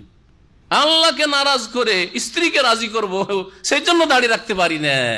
আজকাল অধিকাংশ বাঙালিদের অবস্থা এরকম, বলছি না অধিকাংশ, কারণ দীর্ঘদিন দাওয়াতি কাজ করছি। সমস্যা কি? বলছে যে যারা বিয়ে করেনি কোনো মেয়ে পাওয়া যাবে না, এত ভয়। আল্লাহ মেয়ে জুটাবে না ভাগ্যে দিচ্ছেন না, আল্লাহর বিশ্বাসী নেই। নিজে মনে হয়েছে মেয়ের বাবা ওকে মেয়ে দিচ্ছে, বোঝা গেছে? হ্যাঁ, মেয়ে পাওয়া যায়, দাঁড়িয়ে রাখলে কেউ মেয়ে দিবে? শেখ বিয়েটা করিনি তারপরে। আউযুবিল্লাহ, আল্লাহকে ভয় করেন না, মানুষকে ভয় করেন, কে মেয়ে দিবে না দিবে। আমি বলি আরো ভালো মেয়ে পাবেন, কারণ যে দাঁড়িয়ে দেখে আসছে ও ভালো হয়েই আসছে, ভালো সেই জন্য, ভালোকে চায় সেই জন্য আসছে। সংশোধন করে নিজের ইসলাহ করেন, আর তারপরে দাঁড়িয়ে রাখেন। আপনার স্ত্রী অসন্তুষ্ট হচ্ছে, তাকে ইসলামের জ্ঞান দিন, অবুঝ বুঝে না। আর যদি জ্ঞান পাওয়ার পরেও না মানে, তাহলে যেই ব্যক্তি আল্লাহর বিরোধিতা করতে পারে, আপনার বিরোধিতা করবে না, খেয়ানত করবে না। 2 বছরের জন্য রেখে আসছেন, কি বিশ্বাস তার যে আপনাকে দাড়িটা রাখতে দেয় না? তার কিসের বিশ্বাস? আবার তার আখলাক চরিত্রের, তার স্বার্থ পূরণের জন্য যে কিছু করতে পারে, তার মনের চাহিদা পূরণের জন্য যে কিছু করতে পারে। অসতী অবশ্যই, এতে কোনো সন্দেহ না। রাগ করবেন না কোনো মহিলা আমার কথা শুনে, কারণ আমার এই কথা অনেক মহিলার কাছে পৌঁছবে। আর অনেকে ভাবে যে আমি তো দাড়িতে বাধা দিই, কিন্তু আমি অসতী নয়। কিন্তু এটা বলছি আমি মেজরিটিকে খেয়াল রেখে বলছি, অধিকাংশ মহিলা যারা আল্লাহর দিন পালন করতে বাধা দেয়, বা অধিকাংশ পুরুষ যারা স্ত্রীকে আল্লাহর দিন পালন করতে বাধা দেয়, তারা অসতী, সৎ লোক নয় তারা। ওয়ালাম ইয়াখশা ইল্লাল্লাহ, আল্লাহকে ভয় করবেন আপনি, আল্লাহকে ভয় করবেন আপনি। ফাসা ইয়াকুনু মিনাল মুহতাদিন। তারপর আল্লাহ বলছেন আজআলতুম সিকায়াতাল হাজ্জ ওয়া ইমারাতাল মাসজিদিল হারামে কামান আমানা বিল্লাহি ওয়াল ইয়াউমিল আখির ওয়া জাহাদা ফি সাবিলিল্লাহ লা ইয়াস্তাউনা ইনদাল্লাহ। যেই শানে নজুলটা বয়ান করেছিলাম, ওটা মনে থাকলে আয়াত তাফসীর বুঝতে পারবেন। আল্লাহ পাক বলছেন যে আজআলতুম সিকায়াতাল হাজ, তোমরা কি হাজিদের পানি পান করানো, ওয়া ইমারাতাল মসজিদুল হারাম, আর মসজিদে হারামের নির্মাণ করা বা মসজিদ হারামের সেবা করা, রক্ষণাবেক্ষণ করা, মনে করেছে ওই রকমই কামান ওই ব্যক্তির আমলের মতো, মান আমানা বিল্লাহ, যে আল্লাহর প্রতি ঈমান নিয়ে এসেছে, ওয়াল ইয়াউমিল আখির, পরকালের প্রতি ঈমান নিয়ে এসেছে, ওয়া জাহাদা ফি সাবিলিল্লাহ, আল্লাহর রাস্তায় জিহাদ করে, ওর মতো। একজন লোক আল্লাহ পরকালে বিশ্বাস করেছে, জিহাদ ফি সাবিলিল্লাহ, আল্লাহর রাস্তায় রক্ত ঝরাতে প্রস্তুত। আর আরেকজন মসজিদ হারামের খাদেম আর হাজিদের খাদেম, জমজম পানি বালতিতে করে উঠিয়ে উঠিয়ে কষ্ট করে পান করিয়েছে, কিন্তু শিরকও করেছে আর ইসলাম কবুল করতে বিলম্ব করেছে। কবুল করলেও দুজনেই সমান হয়ে গেল? কখনো সমান না। আল্লাহ বলছে লা ইয়াস্তাউনা ইনদাল্লাহ, আল্লাহর নিকট দুজনে কখনো সমান হইতে পারে না। লা ইয়াস্তাউনা ইনদাল্লাহ, আল্লাহর নিকট এই দুই শ্রেণীর লোক কখনো সমান হতে পারে না। আল্লাহু লা ইয়াহদিল কওমাজ জালিমিন, আল্লাহ জালেম সম্প্রদায়কে কখনো সঠিক রাস্তা দেখান না। আল্লাযীনা আমানু ওয়া হাজারু ওয়া জাহাদু ফি সাবিলিল্লাহি বিআমওয়ালিহিম ওয়া আনফুসিহিম আ'যামু দারাজাতান ইনদাল্লাহ। আল্লাহ বলছে যারা ঈমান নিয়ে এসেছে এবং হিজরত করেছে, ঈমান নিয়ে আসা, হিজরত করা, ও জাহাদু ফি সাবিল, আল্লাহর রাস্তায় জিহাদ করা। সাহাবায়ে কিরাম মুহাজিরিন যারা, তাদের উপর আয়াত ফিট হচ্ছে কি হচ্ছে না? মুহাজিরিন ঈমান নিয়ে এসেছেন রাসূলুল্লাহ সাল্লাল্লাহু আলাইহি ওয়াসাল্লামের উপর মক্কায়, আর তারপরে মক্কাতে আর বসবাস করা যাচ্ছে না। নবী করিম সাল্লাল্লাহু আলাইহি ওয়াসাল্লাম মদিনা চলে গেছেন, তার পাশে গিয়ে বসতে হবে, দাঁড়াতে হবে। হ্যাঁ, তার নিয়ে আসা দিনের হেফাজতের পাহারা দিতে হবে। সুতরাং হিজরত করে চলে এসছেন, মাতৃভূমি বলে পরোয়া করেন নাই, বংশধর বলে পরোয়া করেন নাই, হিজরত করে চলে এসছেন। আর তারপরে যখন জিহাদের হুকুম হলো, বদরেও হাজির, ওয়াজাহাদ ফি সাবিল, ওহদেও হাজির, খন্দকে হাজির। আল্লাহ পাক বলছেন যে যারা আল্লাহ রাস্তায় জিহাদ করেছে বিআমওয়ালিহিম, তাদের ধন সম্পদ দিয়ে, ওয়া আনফুসিহিম, তাদের জান দিয়ে, আ'যামু দারাজাতান ইনদাল্লাহ, তার আল্লাহর নিকটে বড় উঁচা মর্যাদার অধিকারী, মহান মর্যাদার অধিকারী, অধিক উঁচা মর্যাদার অধিকারী। আযম ইসিম তাফজিলের শিকার হয়েছে। তার মানে যারা পরবর্তীকালে ইসলাম কবুল করেছে, মক্কা বিজয়ের আগে পরে, বদর ওহদ হয়ে যাওয়ার পরে, হ্যাঁ, তারা কখনো যেন এই কথা না ভাবে, অথবা যারা পরে এসছে আজকালকার এক শ্রেণীর নেক লোকেরা মনে করে যে আমরা আমাদের সমসলাদ দিয়ে, নামাজ রোজা ইবাদত বন্দেগী দিয়ে আমরা এগিয়ে চলে যাব, আমরা বড় ওলি হয়ে যাব। না, কখনো না, এই কথা ভাবিয়েন না। আর তারপরে আরো এই ক্ষেত্রে যারা সাহাবায়ে কেরামরা, যাদের ওপর এই আয়াতগুলি ফিট হচ্ছে, মুহাজিরিন আনসার, তাদেরকে যদি গালমন্দ করে, তাদেরকে বলে যে না তারা কপট হয়ে গেছিল, নাউজুবিল্লাহ, তারা মাত্র কয়েকজন ছাড়া কেউ মুসলিম ছিল না, তাহলে যারা এই ধরনের কথা বলে অথবা অন্তরে লুকিয়ে রাখে, তারা নিঃসন্দেহে মুনাফিক। সহিহ বুখারীতে হাদিস রয়েছে, আল আনসার লা ইউহিব্বুহুম ইল্লা মুমিন ওয়া লা ইউবগিযুহুম ইল্লা মুনাফিক। নবী করিম সাল্লাল্লাহু আলাইহি ওয়াসাল্লাম হাদিস, আনসারীদের সাথে কেউ যদি মহব্বত করে, একমাত্র মুমিন মহব্বত করতে পারে। আর আনসারীদের সাথে দুশমনী রাখবে, বিদ্বেষ রাখবে, গালমন্দ করবে, একমাত্র মুনাফিক। নবী করিম সাল্লাল্লাহু আলাইহি ওয়াসাল্লাম বলেছেন, মুনাফিক রূপ চেহারা দেখে আর কিছু ইনকিলাব জিন্দাবাদ স্লোগান শুনে কখনো ধোকা খাবেন না, ধোকাবাজেরা মুনাফিক। নবী করিম সাল্লাল্লাহু আলাইহি ওয়াসাল্লামের হাদিস, কথা লম্বা হয়ে যাচ্ছে, এর আগেও শুনিয়েছি। আপনি যদি ওহদ পাহাড়ের সমান খরচ করেন স্বর্ণ, আর কোন সাহাবী যদি কতটা খরচ করে, এক মুদ 600 অথবা নাসিফাহু 300 গ্রাম, কার নাকি বেশি হবে? সাহাবায়ে কেরামের। মা বালাগা মুদ্দা আদিম ওয়ালা নাসিফা, নবী করিম সাল্লাল্লাহু আলাইহি ওয়াসাল্লাম বলেছেন। সুতরাং কখন আপনি কথা ভাবেন না যে মিষ্টি মিষ্টি শুধু ইসলাম পালন করেই আমরা বড় পাকা মুসলিম হয়ে গেছি, আর তারা ইসলামের এই করেছেন সেই করেছেন, এই ঝামেলা হয়েছে, এই হয়েছে, সে হয়েছে, তাদের উপর দোষ চাপিয়ে দেব। ওয়া উলাইকা হুমুল ফায়েজুন, আর এরাই হচ্ছে সত্যিকার অর্থে সফল কাম, যারা ঈমান নিয়ে এসেছে, হিজরত করেছে, জিহাদ ফি সাবিলিল্লাহ করেছে জানমাল দিয়ে। ইউবাশশিরুহুম রাব্বুহুম বিরহমাতিম মিনহু, আল্লাহ পাক তাদেরকে সুসংবাদ দিবেন, তাদের প্রতিপালক তার পক্ষ থেকে রহমতের, করুণার, ওয়া রিজওয়ানিন সন্তুষ্টির, ওয়া জান্নাতিন এবং জান্নাত সমূহের, লাহুম ফিহা নাঈমুন মুকিম, তাদের জন্য সেখানে রয়েছে স্থায়ী সুখের সম্ভার। নাঈমুন, স্থায়ী নিয়ামত তাদের জন্য রয়েছে। খালিদিনা ফিহা, তাতে তারা চিরকাল থাকবেন, আবাদান, চিরকাল বসবাস করবে। ইন্নাল্লাহা ইনদাহু আজরুন আযীম, নিঃসন্দেহে আল্লাহর নিকটে, তার নিকটে, ইন্নাল্লাহা ইনদাহু, নিঃসন্দেহে আল্লাহর নিকটে, আজরুন আযীম, মহাপুরস্কার রয়েছে তাদের জন্য। ইয়া আইয়ুহাল্লাযীনা আমানু লা তাত্তাখিযু আবাআকুম ওয়া ইখওয়ানাকুম আউলিয়া। এখানে আল্লাহ রাব্বুল আলামিন বলছেন যে হে মুমিনরা, তোমরা যদি সত্যিকার মুমিন হয়ে থাকো, তাহলে তোমাদের আত্মীয় স্বজন, আপনজন, সবচেয়ে বেশি আপনজন মানুষের হচ্ছে বাপ, মা বা ছেলে মেয়ে। বাপ আবা বলে ওতে মাও শামিল, এবং মুফাসসিরিনগণ বলছেন বাপ যখন বলা হয়েছে তখন ছেলেও, ছেলে এই বাপ বলে ক্ষান্ত করা হয়েছে সংক্ষেপে, যেহেতু ছেলে শামিল, শাখা মূলে শামিল, কারণ আপনি কারো ছেলে, বাপ যখন বলা হয়েছে আপনি কারো ছেলে। আর ইখওয়ান বলে ভাই বোন আত্মীয় স্বজন যারা পাশের রয়েছে তাদেরকে উদ্দেশ্য করা হয়েছে। এরা যদি আল্লাহ দ্রোহিতা পছন্দ করে, কুফরিকে পছন্দ করে, শিরকে পছন্দ করে, প্রাধান্য দেয়, তাহলে কখনো তাদেরকে তোমরা বন্ধু হিসাবে গ্রহণ করবে না।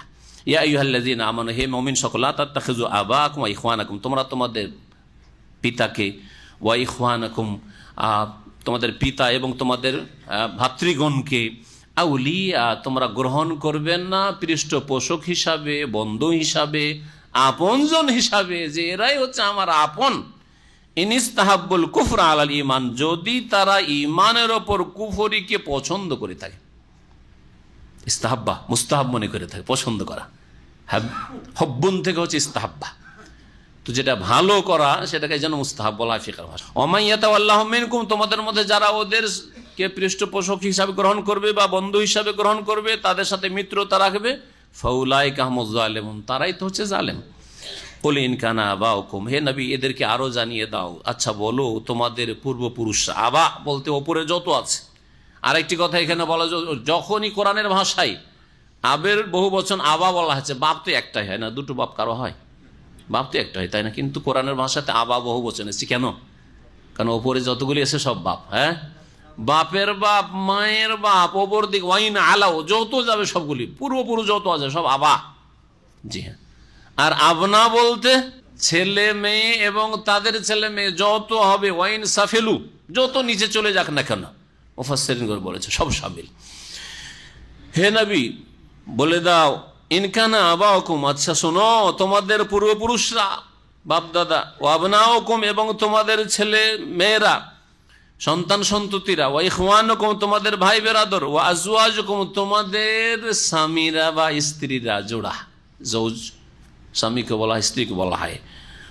পুরুষদেরকে সম্বোধন যখন তোমাদের স্ত্রীরা, আর মহিলাদের যখন সম্বোধন তোমাদের স্বামীরা। ওয়া আশিরাতুকুম, এবং তোমাদের বংশধর, আশিরা, আর যে বংশধর দূরের আত্মীয় স্বজন রয়েছে যাদের সাথে সম্পর্ক রয়েছে আপনার রক্তের।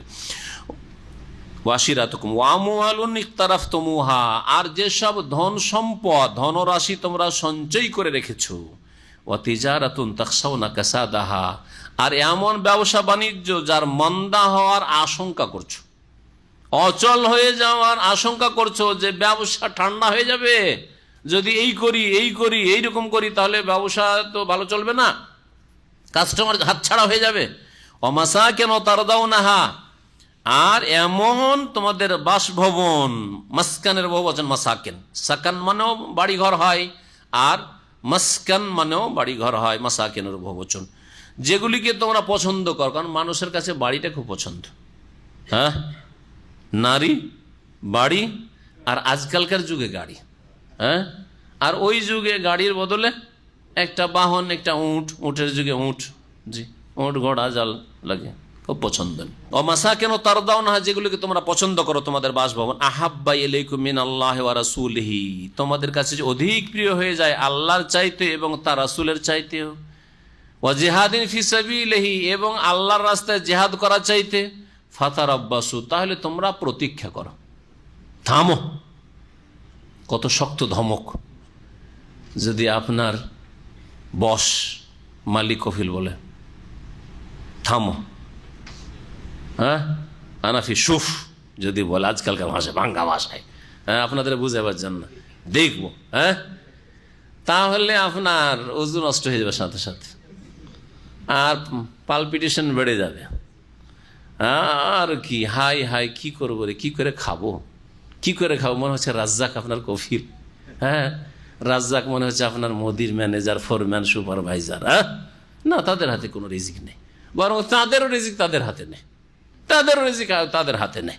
বহু জালেমকে দেখা গেছে, জালেম মজলুম থেকে গেছে, জালেমকে আল্লাহ টেনে নিয়ে চলে গেছে। জালেমই আগে ওখান থেকে সরে পড়েছে, আল্লাহ সরিয়ে দিয়েছেন তাকে, যেভাবে হোক না কেন, দুনিয়া থেকে সরিয়ে দিয়েছেন অথবা ওখান থেকে সরিয়েছেন। বড় বড় শক্তিশালী আল্লাহ পাক সরিয়ে দিয়েছেন। আমাদের এখানে এক ভাই আছেন, দাঁড়িয়ে রাখাতে তার যে জিএম, জেনারেল ম্যানেজার, দাঁড়িয়ে রাখতে দেবেন না, কমিনা দাঁড়িয়ে রাখতে দেবেন না, বিদেশি কোনো অন্য আরব দেশের, আবার আরবি, দাঁড়িয়ে রাখতে দেবেন না। আপনিও তো দাঁড়িয়ে রাখেন, তুমি টি ভাই, আমার কথা তো আমি রাখি, সেটা ও একটু সাইজ করেই রাখে, মডার্ন দাড়ি। আর তুমি কেন রাখবে? তুমি টিবয়, তোমার রাখার অধিকার কি আছে? আমি বস, আমি রাখি, সেটা আলাদা কথা, তোমার রাখার অধিকার নেই, দাঁড়িয়ে রাখতে দেবে না। হ্যাঁ, 35-40 হাজার রিয়াল বেতন, যেমন তেমন বস না। বোঝা গেছে? পুরো বিজনেস তার হাতে। আল্লাহ তাকে সরিয়ে দিয়েছে। আমাদের যে ভাই টিবয় ছিল, আল্লাহ ওকে বাড়িয়ে দিয়েছে, আছে বড় বড় দাড়ি নিয়ে আছে, বলার প্রয়োজন নেই। এই জন্য বলছি যে ওয়ালাম ইয়াখশা ইল্লাল্লাহ, আল্লাহকে ভয় করেন, দেখবেন যে আল্লাহ পাক সব কিছুই করতে পারেন। শুধু মৌখিক বললে হবে না যে ইন্নাল্লাহ আলা কুল্লি শাইইন কাদির, বিয়াদিকাল খায়রু শুধু মুখে বললে হবে না তোমার হাতে সার্বিক কল্যাণ, হ্যাঁ তোমার হাতে কুল্লু, সবকিছুই, এই কথা শুধু মুখে বললে হবে না, আর কোরআনে তেলাওয়াত করলে হবে না, আমল করতে হবে। সবকিছু আল্লাহ পাকের হাতে। কলবের মালিক আল্লাহ, জানের মালিক আল্লাহ, শাসকেরও মালিক আল্লাহ, আপনার আমার সবার মালিক আল্লাহ পাক। আল্লাহ কি বলছেন? ফাতারাব্বাসু, তাহলে মানুষের ধমকে যদি এত চমকে যায়, এত ভীত সন্ত্রস্ত হয়ে যায়, আল্লাহ কত বড় ধমক দিচ্ছেন। ফাতারাব্বাসু, থামো। যদি তোমাদের কাছে এই দুনিয়ার এইসব ব্যক্তি আর বস্তুগুলি আল্লাহ এবং রসুলের চাইতে আর আল্লাহর দ্বীনের খেদমতের চাইতে বেশি প্রিয় হয়ে যায়, ফাতারাব্বাসু, তাহলে অপেক্ষা করো। হাত্তা ইয়াতি আল্লাহ বিআমরিহি, যতক্ষণ পর্যন্ত আল্লাহ তার আদেশ না নিয়ে আসেন, মানে আযাবের, শাস্তির, পকড়াওয়ের। আল্লাহু লা ইয়াহদিল কওমাল ফাসিকিন। আর এইরকম লোকেরা যারা দ্বীনের ওপর, ঈমান ইসলামের ওপর দুনিয়াকে প্রাধান্য দিয়ে থাকে, তারা হচ্ছে ফাসিক জাতি, পাপাচারী। সুতরাং আল্লাহ বলছেন আল্লাহু লা ইয়াহদিল কওমাল ফাসিকিন। আর এইরকম পাপাচারীদেরকে আল্লাহ পাক রব্বুল আলামিন কখনো সঠিক রাস্তা দেখান না, জান্নাতের রাস্তা দেখান না, হেদায়েতের তৌফিক আল্লাহ পাক দেন না। এই আয়াত আল্লাহ পাকের ভালোবাসা এবং রাসূলের ভালোবাসা সাল্লাল্লাহু আলাইহি সাল্লাম সবচেয়ে বেশি হইতে হবে, সবচেয়ে বেশি হইতে হবে, দুনিয়ার সমস্ত ব্যক্তি বস্তুর চাইতে বেশি হইতে হবে। এই মর্মে দলিল, যে সম্পর্কে বেশ কিছু হাদিস রয়েছে, তার মধ্যে একটি হাদিস হচ্ছে সহিহ বুখারী মুসলিমে রয়েছে, লা ইউমিনু আহাদুকুম হাত্তা আকুন আহাব্বা ইলাইহি মিন ওয়ালিদিহি ওয়া ওয়ালাদিহি ওয়ান নাস আজমাইন। অতক্ষণ পর্যন্ত তোমাদের কেউ সত্যিকার অর্থে মুমিন মুসলিম হইতে পারবে না যতক্ষণ পর্যন্ত হাত্তা আকুন আহাব্বা ইলাইহি, যতক্ষণ পর্যন্ত আমি তার কাছে সবচেয়ে বেশি প্রিয় না হয়ে যাব। নবীর ভালোবাসা কি জন্য? নবীর ভালোবাসা কিসের জন্য? আল্লাহর জন্য। তাহলে আল্লাহর ভালোবাসা আগে। আল্লাহর ভালোবাসা এত গভীর হবে যে তাকে সমস্ত ইবাদত বন্দেগী দেব যা আল্লাহ চেয়েছেন, সমস্ত আদেশ নিষেধ তার মানবার ইবাদত বন্দেগী দেব, সেজদা পর্যন্ত দেব, দুয়া, সবকিছু, সমস্ত ইবাদত তার জন্য। এটা হচ্ছে আল্লাহর ভালোবাসার প্রমাণ। আর নবীর ভালোবাসা এত বেশি হইতে হবে যে তাকে আনুগত্য দেব আর অনুসরণ দেব, তার ইবাদত না, একাকার করে দিলে হবে না, নাহলে মুশরিক সেজে যাবে। ধর্মের নামে আবার তখন বাতিল ধর্ম পালন হওয়া শুরু হবে, মুশরিক হয়ে যাবেন। নবী করিম সাল্লাল্লাহু আলাইহি ওয়াসাল্লামের ভালোবাসার শেষ সীমানা হচ্ছে পুরোপুরি অনুসরণ করা, ইত্তেবা, অনুসরণ করা। ফাত্তাবিউনি, আনুগত্য, ওয়াইন তুতিউহু তাহতাদু, মান ইউতির রাসূল ফাকাদ আতা আল্লাহ, যে রাসূলকে মানলো সে আল্লাহকে মানলো। এটা হচ্ছে আল্লাহ পাকের রাসূলের ভালোবাসার প্রমাণ। আর আল্লাহর ভালোবাসার প্রমাণ আল উবুদিয়াতুল কামিলা, পূর্ণাঙ্গ ইবাদত। মা খালাকতুল জিন্না ওয়াল ইনসা ইল্লা লিয়াবুদুন, আল্লাহর ইবাদত পুরোপুরি আপনি ইবাদত করবেন। যত ইবাদত আল্লাহ দিয়েছেন আল্লাহ পাকের ইবাদত করবেন, বিশেষ করে ফরজ ইবাদতের হেফাজত করবেন, যত সহকারে আদায় করবেন, আর হারাম নাজায়েজ থেকে বেঁচে থাকবেন। এরপরে হুনাইনের যুদ্ধের কথা আসবে, নতুন প্রসঙ্গ শুরু হবে। সাল্লাল্লাহু আলাইহি ওয়া সাল্লাম মুহাম্মদ ওয়া আলা আলিহি ওয়া সাহবিহি আজমাইন।